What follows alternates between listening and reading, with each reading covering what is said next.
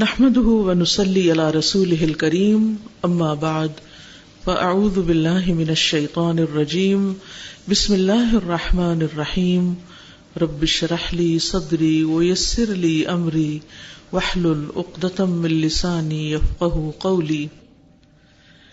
آپ کی کتاب میں جو حمد کی دعائیں ہیں یہ پڑھی ہیں آپ نے صبح؟ ٹھیک ہے، پڑھنا شروع کیجیے پھر دیکھ کے ذرا.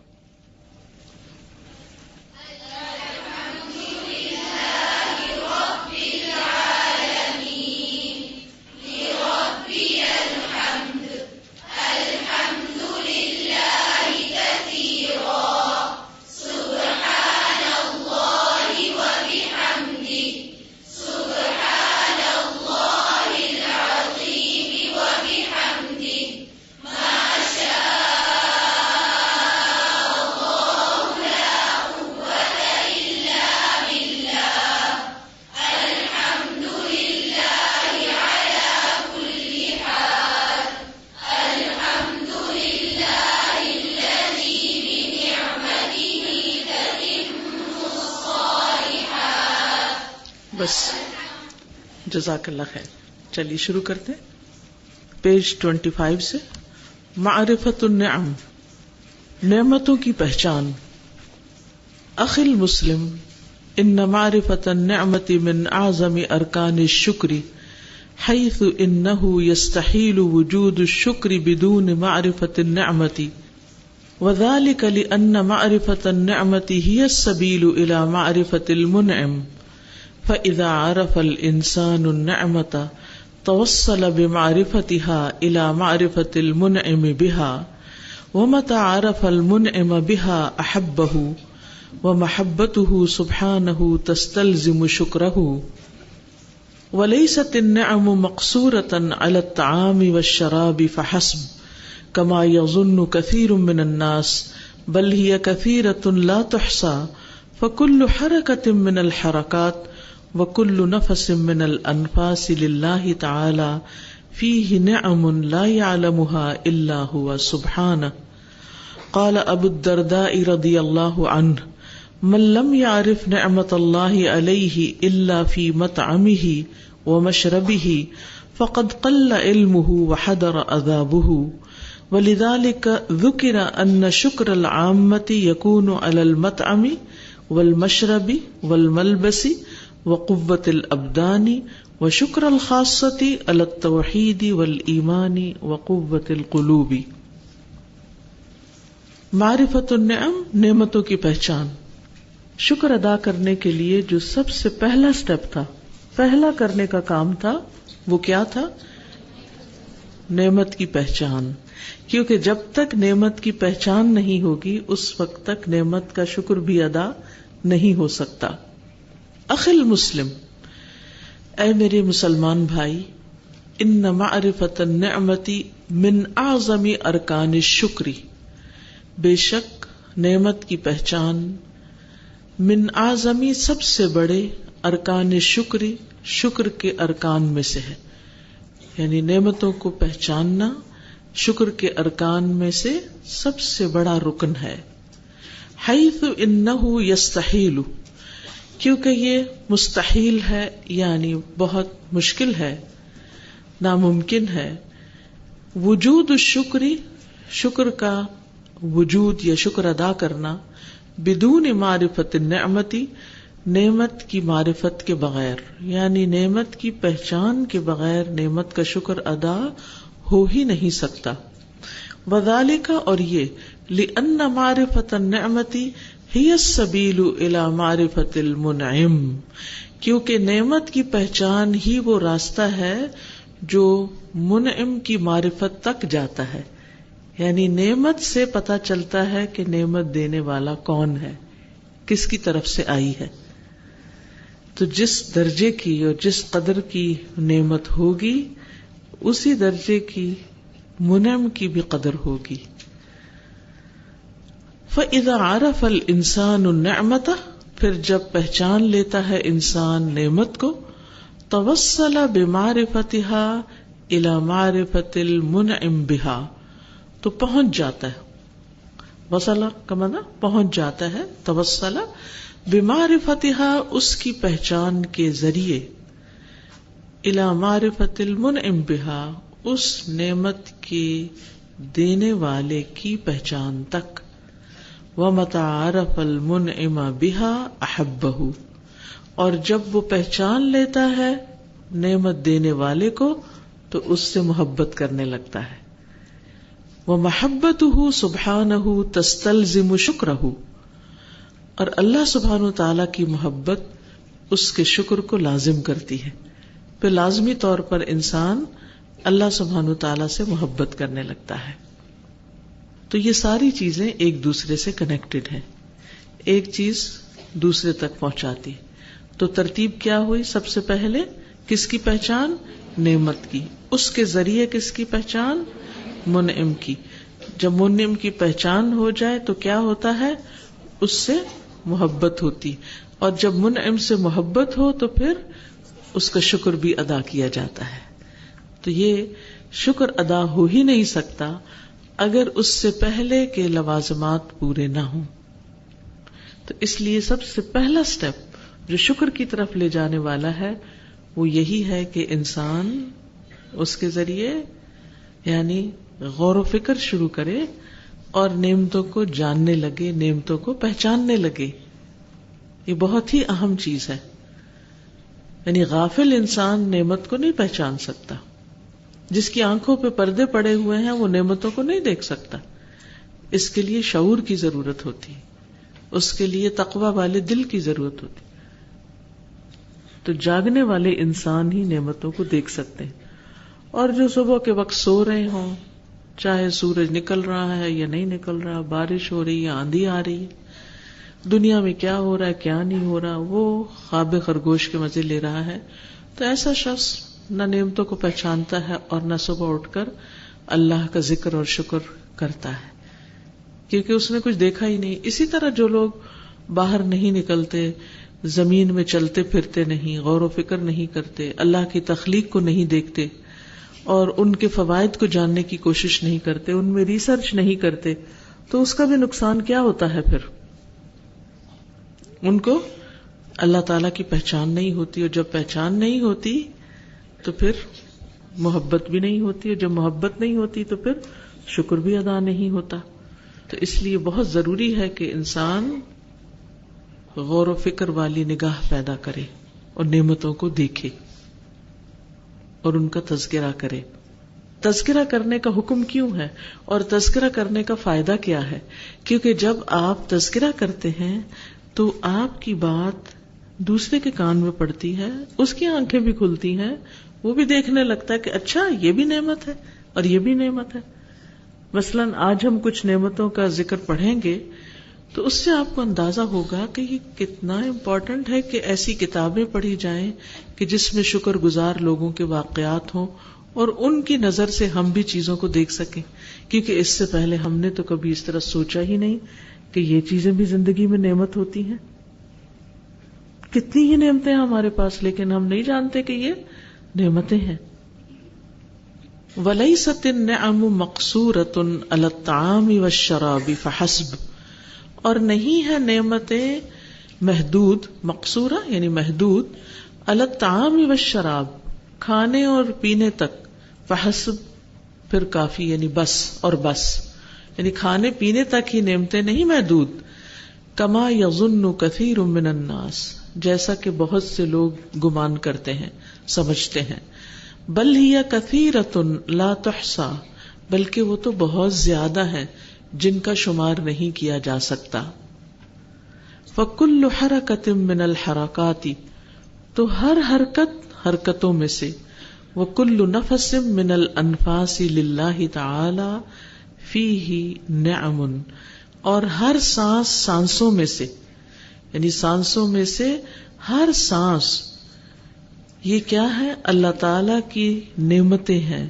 للہ تعالی فیہ نعم یعنی ان میں بھی نعمتیں، یہ بھی نعمتیں۔ مثلاً اس وقت اگر میں اپنا سر ہلا رہی ہوں تو یہ ہلانے کی جو قدرت ہے یہ بھی ایک نعمت ہے۔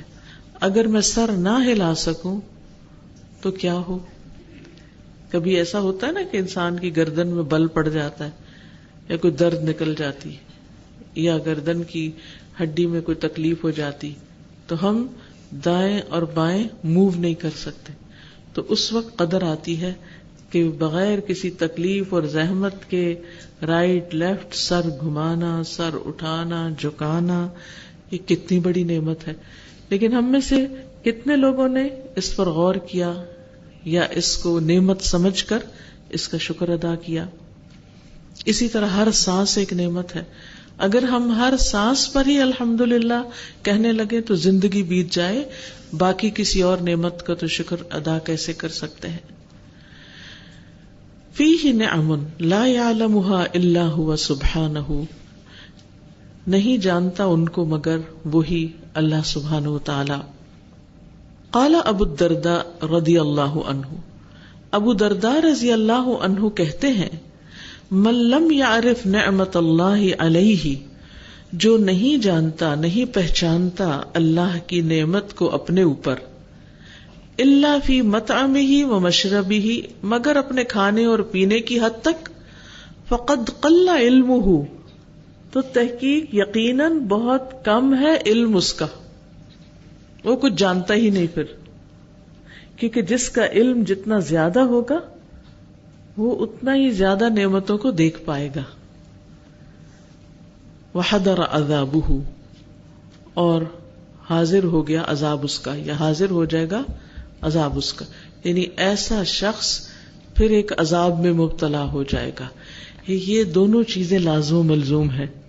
جس شخص کو نعمتیں زیادہ نظر آتی ہیں وہ شخص زیادہ خوش ہوتا ہے، وہ زیادہ شکر ادا کرتا ہے، اس کی نعمت کی حفاظت بھی ہوتی ہے اور پھر مزید نعمتیں بھی اس کو ملتی چلی جاتی ہیں، کیونکہ اللہ تعالیٰ کا وعدہ لَأَزِيدَنَّكُمْ.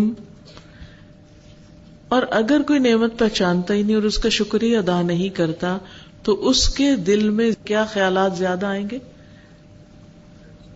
اس کے دل میں ہر وقت کیا ہوگا؟ پھر صرف اپنی تکلیفوں کا احساس، کیونکہ یہ دنیا تکلیفوں سے خالی ہے ہی نہیں.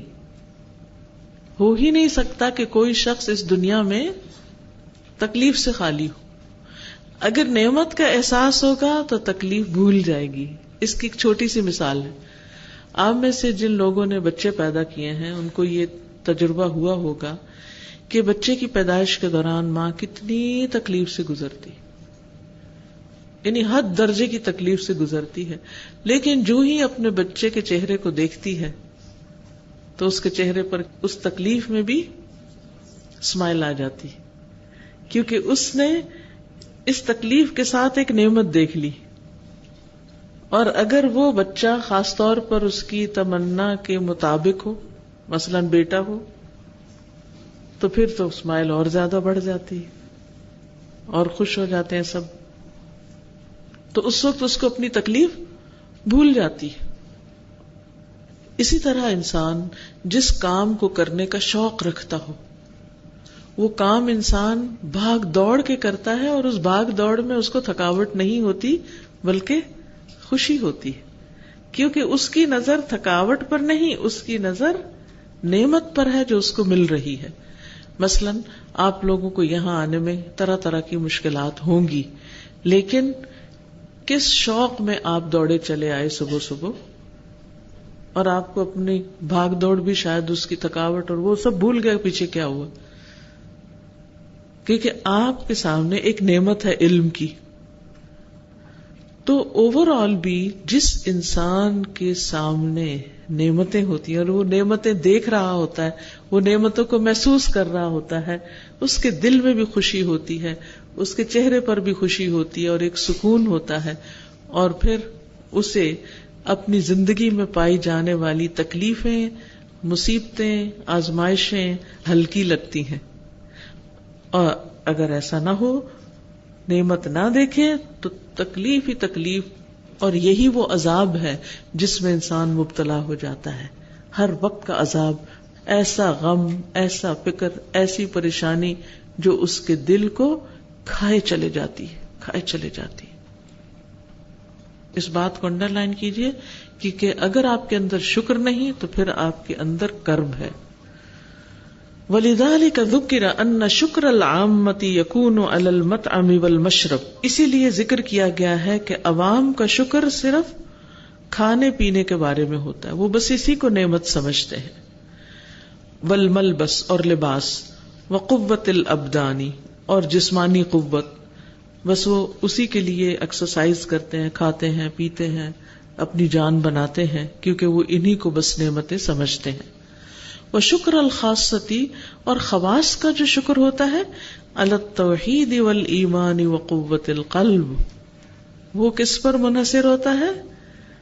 توحید پر، کہ اللہ نے ہمیں لا الہ الا اللہ کی پہچان دی، والایمان، اور ایمان عطا کیا، وقوت القلوب، اور دلوں کی قوت عطا کی کہ ہمارے دل مضبوط ہیں۔ تو خواص ایمان پر شکر ادا کرتے ہیں اور عوام کھانے پینے پر۔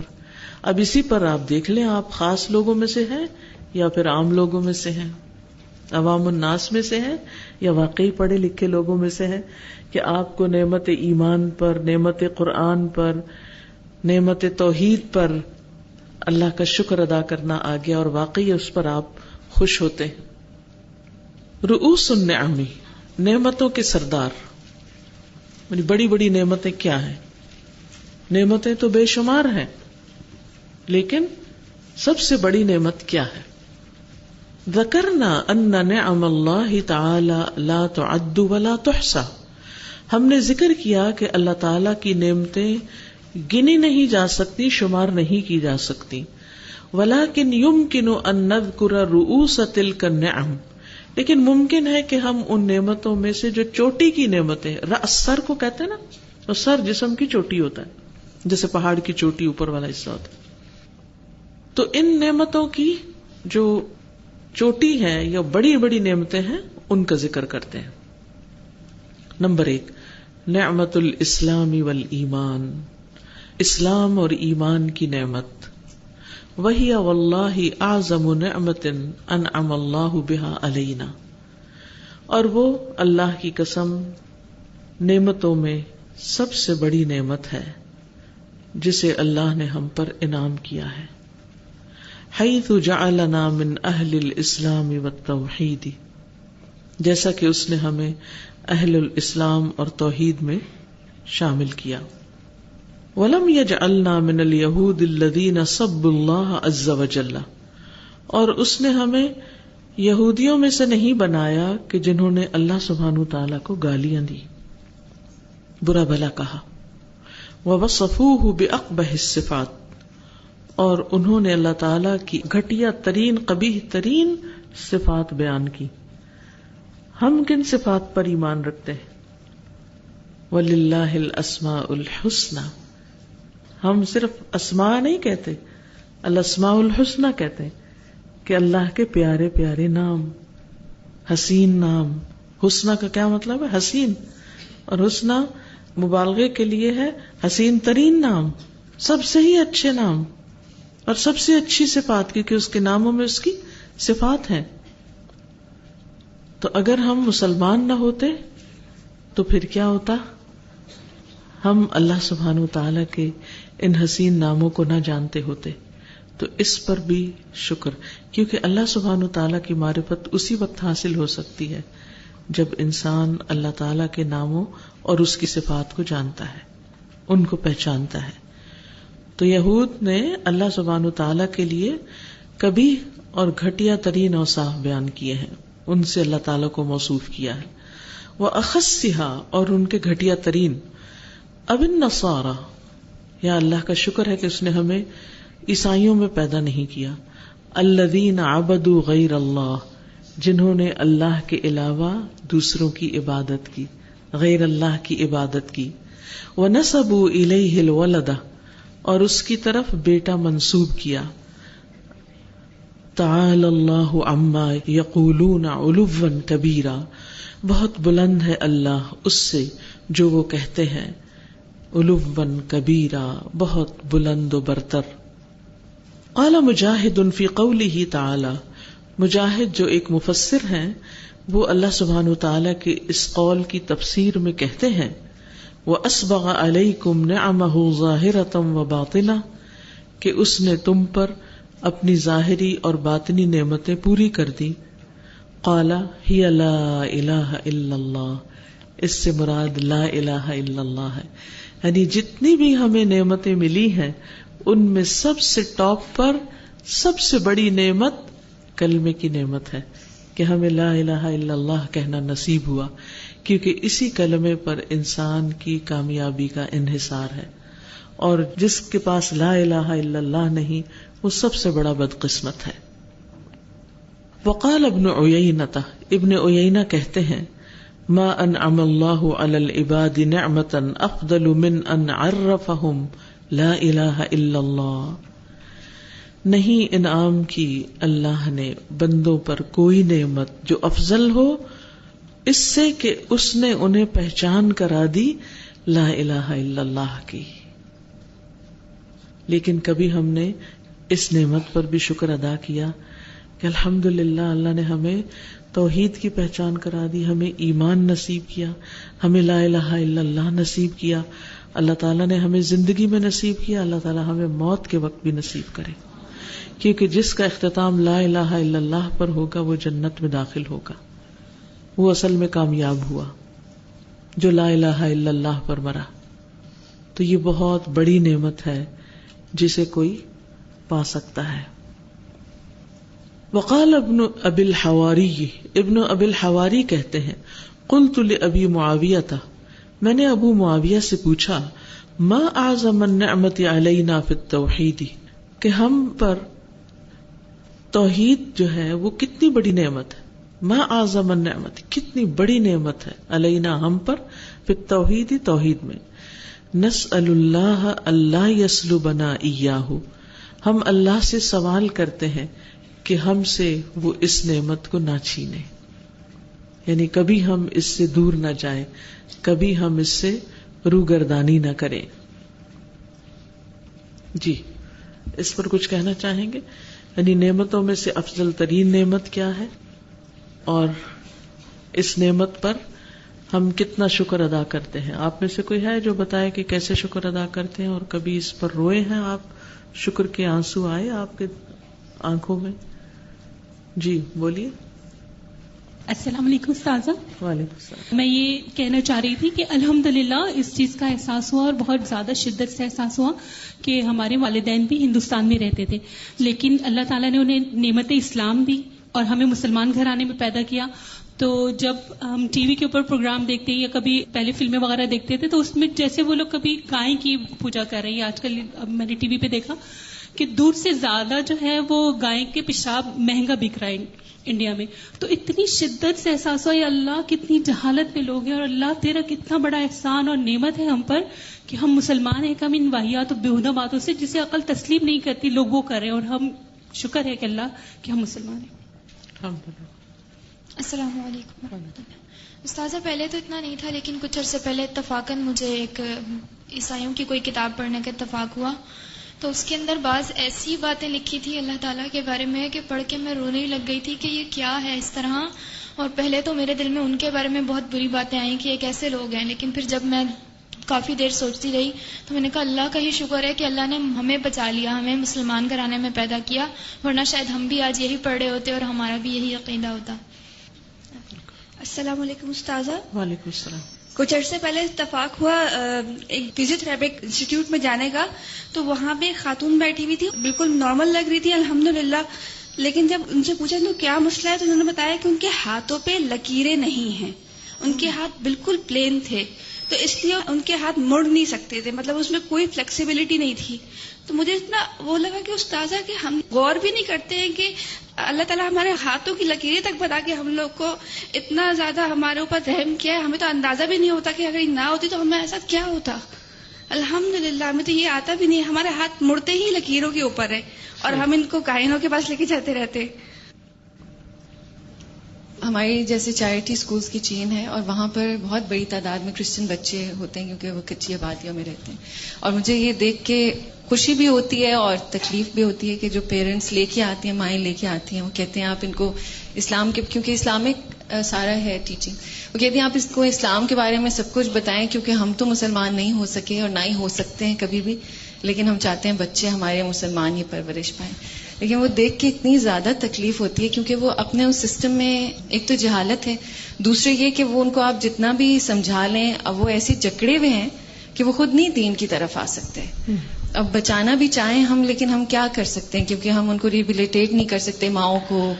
بالکل. آپ دیکھیے کہ ہمیں جو آزادی ہے لا الہ الا اللہ پڑھنے کی، یہ کتنی بڑی نعمت ہے کہ اس پر ہمیں کسی خاندان کی طرف سے، سوسائٹی کی طرف سے، کسی کی طرف سے کوئی پریشر ہی نہیں. ہم خوشی سے، آرام سے، سکون سے دن میں ہزاروں بار لا الہ الا اللہ پڑھنا چاہیں ہم پڑھ سکتے ہیں.